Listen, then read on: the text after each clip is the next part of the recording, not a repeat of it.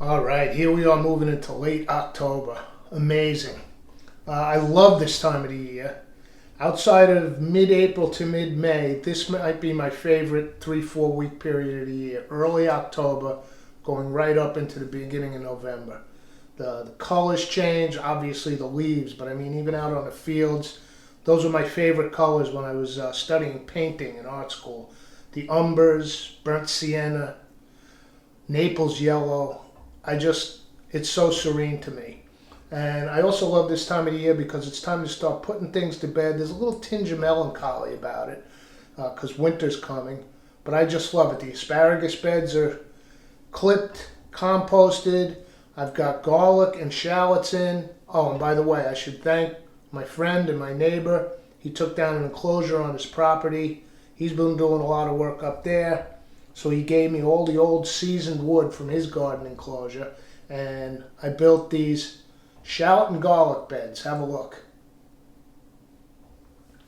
And they're out in the open, and that brings me square footage back on the inside of the garden because, well, I hope they don't make a liar out of me, but for the most part, deer won't go after the garlic and shallots. So they're up front by the road. I think they'll be a nice addition to the front yard when they're growing. And that's it. The old fig tree, dropping most of its leaves. This is the last of them. Boy, this thing's been feeding me every week. I've been having delicious, ripe figs. These are not all ripe. Some of them are semi-ripe. But I discovered last year, when that tree didn't even give me this much, that you can cook them down into like a fig jammy syrup kind of thing. Vanilla ice cream, yogurt. But some of these are semi-ripe. So I'm going to pop them in this bag because I won't get to them until the weekend. The old banana trick, right? It's going to release ethylene gas. And some of these will get nice and ripe. And then by the weekend, whatever doesn't seem right will get cooked down. Fig preserves. So let's let that banana do its thing. But tonight, now, tomatoes are done. Stalks are coming out of the ground. But I still have a good, nice little crop on top of the windowsill. And they're ripening at various stages. So the ones that look like they're ready to turn, that's got a little blemish on it. This Goldie, ooh, nice and soft. I think I'll take the Goldie to work tomorrow for a salad. Some of these little yellow guys.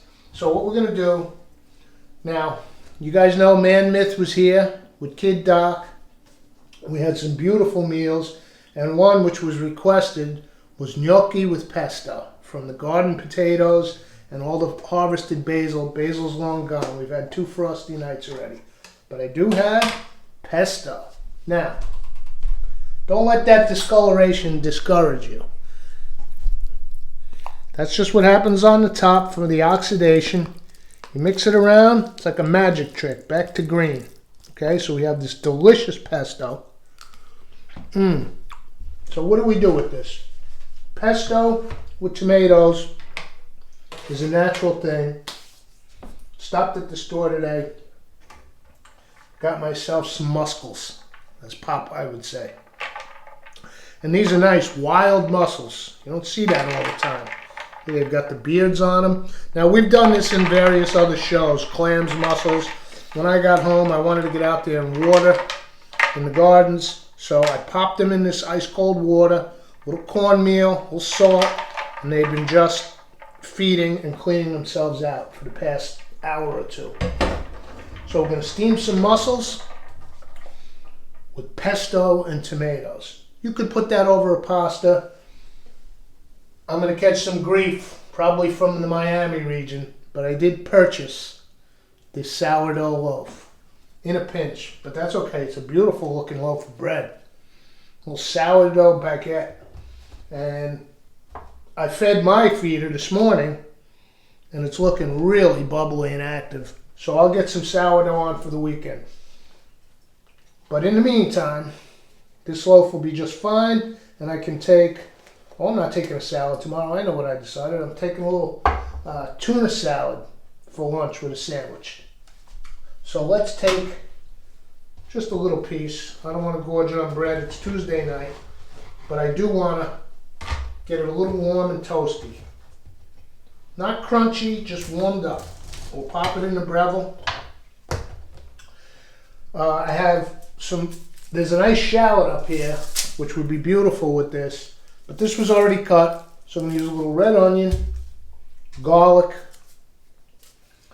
I have a little herb butter out of the freezer, and normally you would splash a little white wine. However, it's the final remnant of the Man Myth Nephew weekend, so we'll splash a little Corona in there. Tuesday night, I'm usually dry as a bone.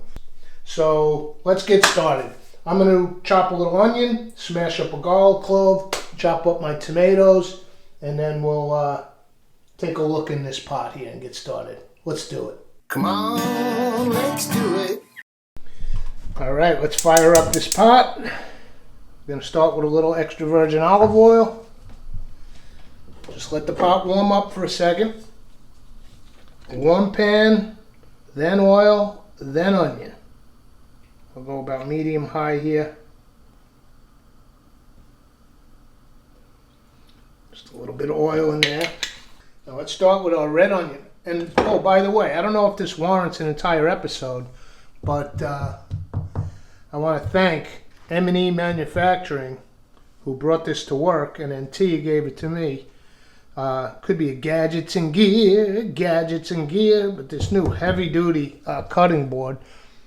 I know there's debates, you know, in these plasticky materials versus wood. I tend to be a fan of wood, but these guys make high-end kitchen equipment, and it's quite a nice, big, heavy board. There's that sizzle I like from the onion. We'll give that just a minute before we put our garlic in so it doesn't burn. Get a spoon over here.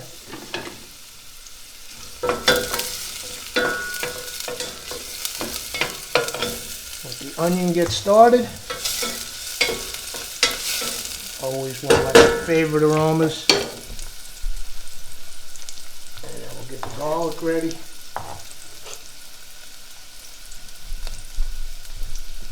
That sourdough baguette, by the way, that little piece I cut is in the toaster oven. I'm not toasting it, I'm warming it. I have it on 160 degrees.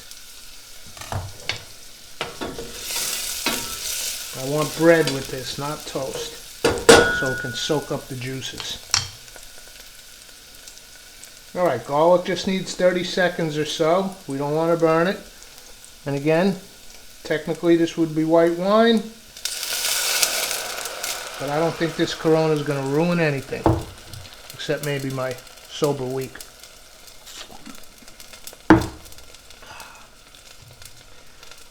Let the beer cook down a little.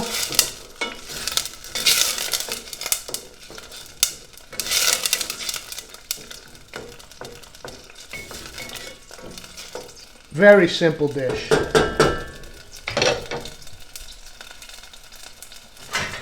Grab a cover for this pan.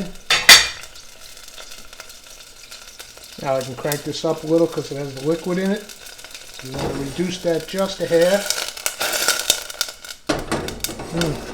You know, sometimes substituting beer for wine in certain dishes just gives that different result. It smells great.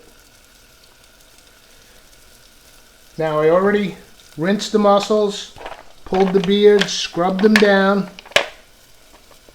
You don't see wild mussels a lot anymore. I'm quite excited.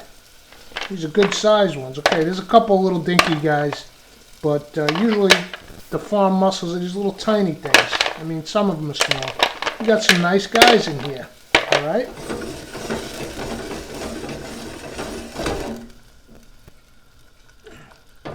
Okay, let's pop them in. A little salt and pepper.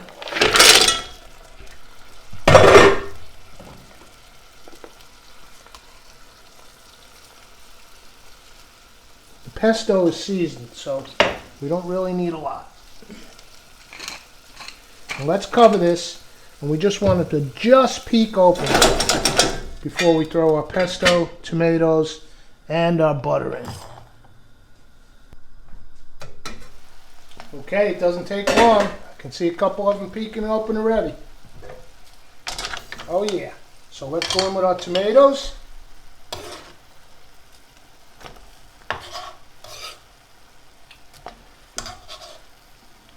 Butter. And some pesto. Don't need a whole ton of it. Just want to coat those mussels. Give everything a little mix. And basically, we just want the butter to melt. Shake like you're making popcorn.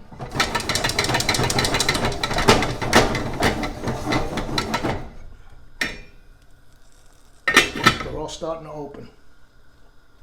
Alright, I'm going to grab that warmed up bread and then these should be ready.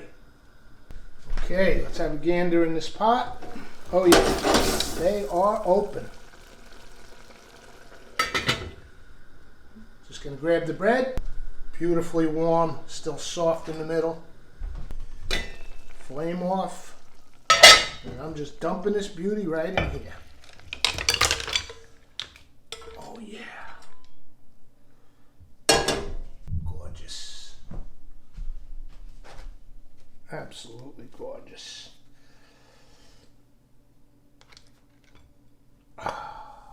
Yes. All right, let's give this a go.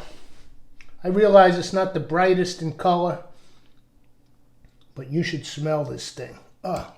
Now, digging out the compost for the shallot and garlic beds, I found one of these. These are from my grandmother years ago.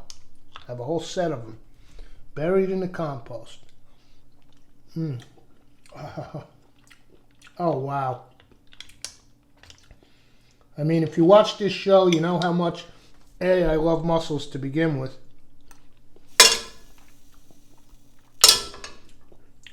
I've never had them this way with the pesto, the ripe tomato, and I tell you what, the butter really does something nice. I mean, when doesn't butter do something nice, right? Well, bread.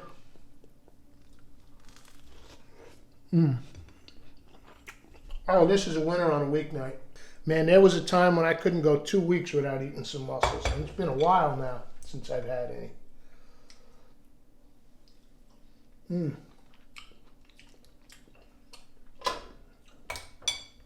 Excuse me on a Tuesday night. And the bread is essential. I mean, this would be great over pasta. And trust me, I considered it. But the bread for dunking, wow, what a joy. I'll see you for the next episode. Come on, let's do it. Tuesday night, I'm usually dry as a bone. But